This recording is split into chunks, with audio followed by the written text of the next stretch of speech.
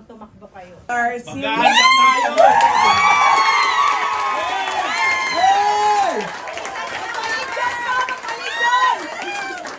We are seriously considering, ma'am. Ganun naman ang mga Duterte, no? Sabihin nila tatakbo tapos hindi. Pero mukhang nagpalakas ng loob sa kanya, no? Ngayon niya sinasabi yan, ano, yung mukhang itong mga kilos ng Iglesia ni Cristo. Pero well, sana hindi siya manalo. Sana hindi siya manalo. Congresswoman Castro first. Sige, Mr. Chair, parang may mali doon.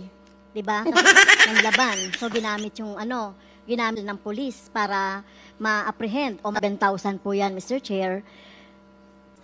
Na halimbawa may operation yan, ng laban, may paltik yung nanlaban, pero yung mga pulis po, yung kanilang ginamit, dapat po ay